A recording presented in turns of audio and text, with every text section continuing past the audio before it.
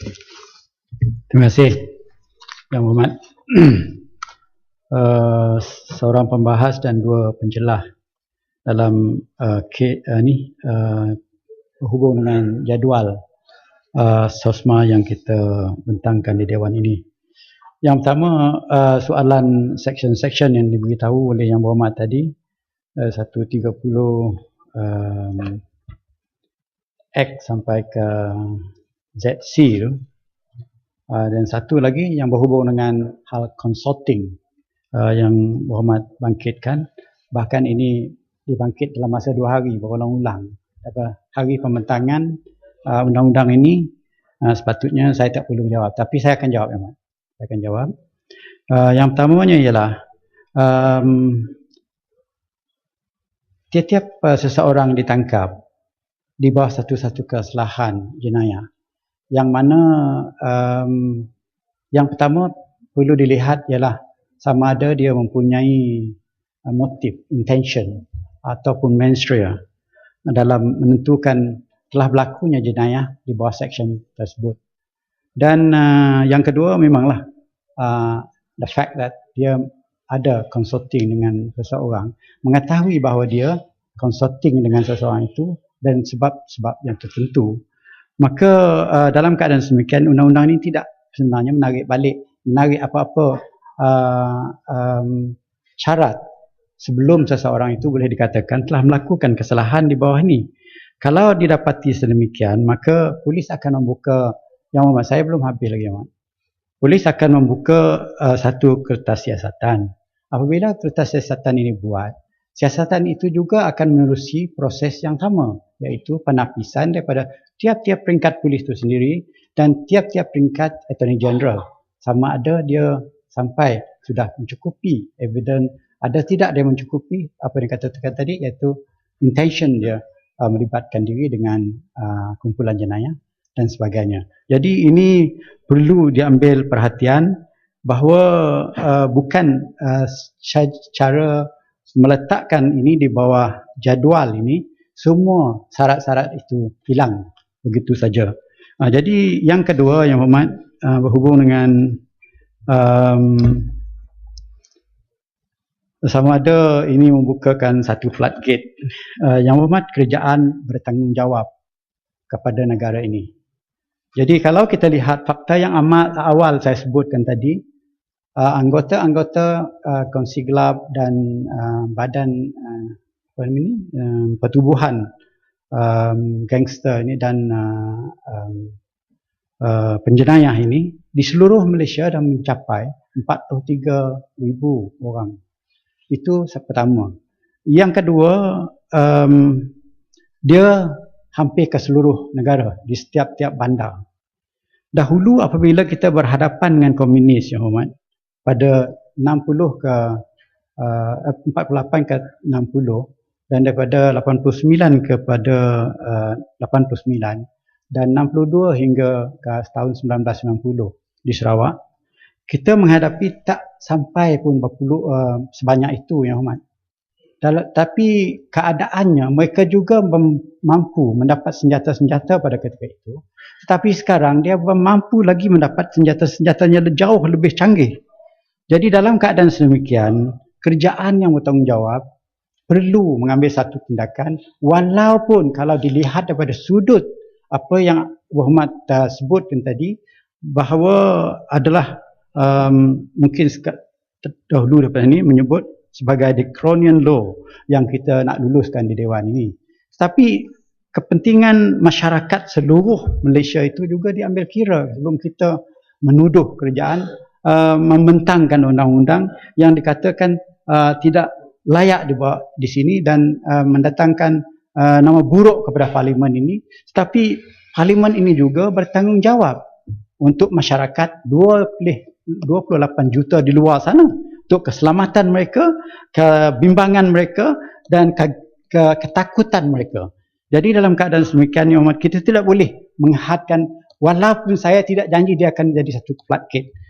Kerajaan berhak dalam situasi-situasi yang tertentu meletakkan mana-mana seksyen undang-undang ataupun undang-undang yang perlu untuk menangani masalah semasa sebagaimana yang kita hadapi sekarang. Kalau kumpulan ini mati kawan, berani berarak cara terbuka, bahkan zaman mafia di Amerika pun 1920, 1930 yang aman, tak ada pun buat demikian, menyuruh. Dia tak seberani itu. Jadi dalam keadaan demikian, kalau kita biar dia akan berterusan, nescaya saya cukup yakin Yang Muhammad bahawa keselamatan negara ini memang sedikit. Ya, terima kasih Menteri. Terima kasih Pengerusi. Saya selama kita membahas dalam semua rang undang-undang ini, kita telah atau rakyat Malaysia telah diberi gambaran seolah-olah kebanyakan jenayah ini dilakukan oleh sebab kongsi gelap atau kumpulan gangster mafia ini. Dan padahal polis pun dah senaraikan 49 kumpulan yang dianggap sebagai kongsi gelap. Kita ingin dapat maklumat secara lebih terperinci. Berapakah nisbah jenayah yang dilakukan sebenarnya dilakukan oleh 49 kumpulan ini? Dan adakah kita ada bukti yang kukuh bahawa kebanyakan ancaman jenayah keselamatan ini datang daripada kongsi gelap? Saya agak syaki maklumat seperti itu sebab kebanyakan yang kita lihat macam pecah rumah, ragut, rogo, yang lebih bahayanya bukan datang daripada kongsi gelap seperti 3 Line, 36 dan pelbagai geng yang dinamakan, yang kita boleh identify mana office mereka, di mana mereka beroperasi. Tetapi yang sebenarnya lebih teruk lagi adalah kumpulan yang tidak terancang atau tidak tersusun. Mereka serang dengan kumpulan yang kecil, mereka mungkin tidak berorganize, mereka tidak ada geng.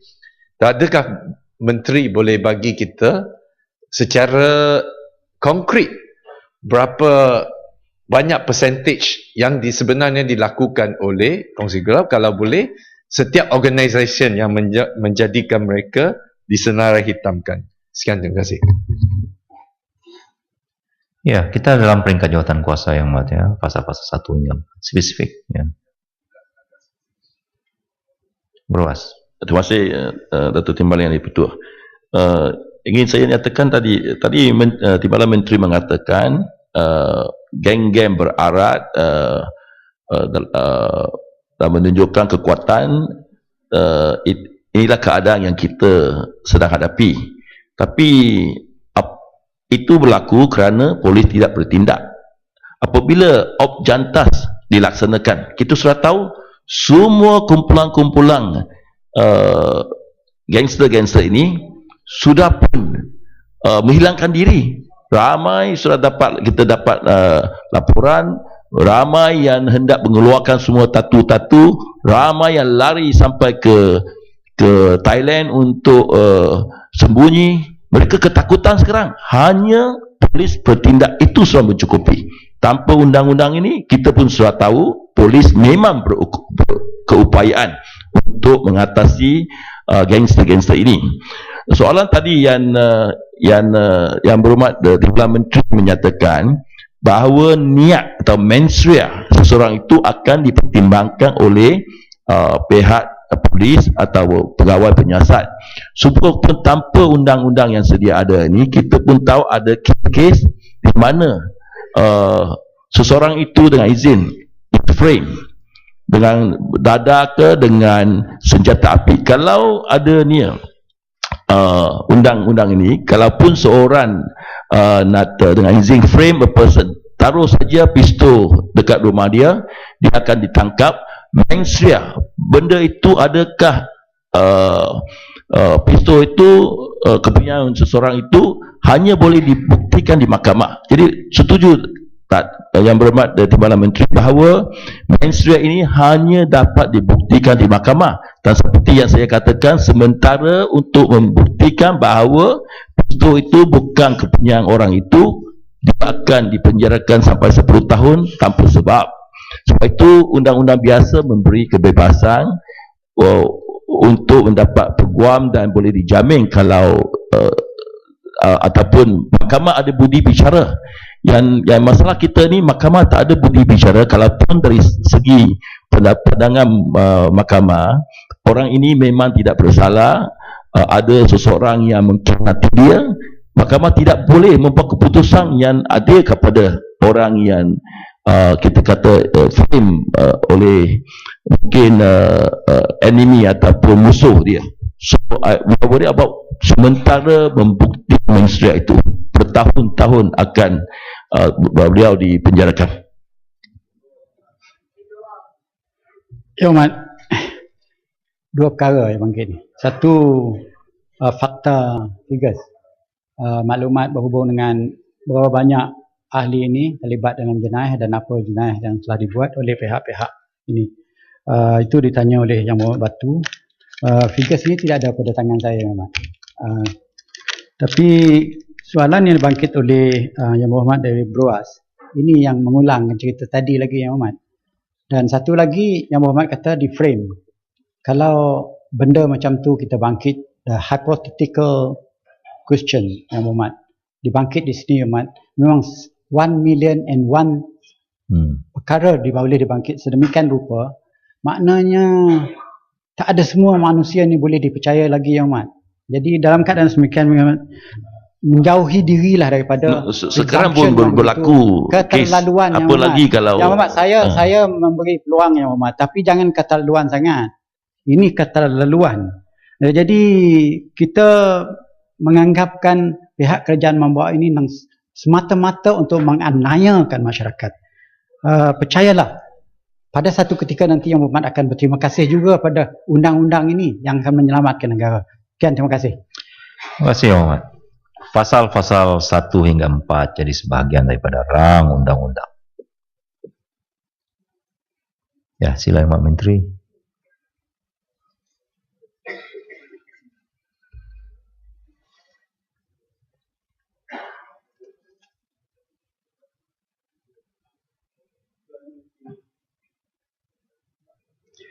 Tuan Pengerusi, saya mohon mencadangkan iaitu rang undang-undang ini dimaklumkan kepada majlis sekarang. Adalah Yang Berhormat, masalahnya adalah bahawa rang undang-undang ini dimaklumkan kepada majlis sekarang. Adalah yang bersetuju kata bersetuju, yang tidak bersetuju kata tidak. Lebih suara yang bersetuju. Majlis bersidang semula sebagai majlis mesyuarat.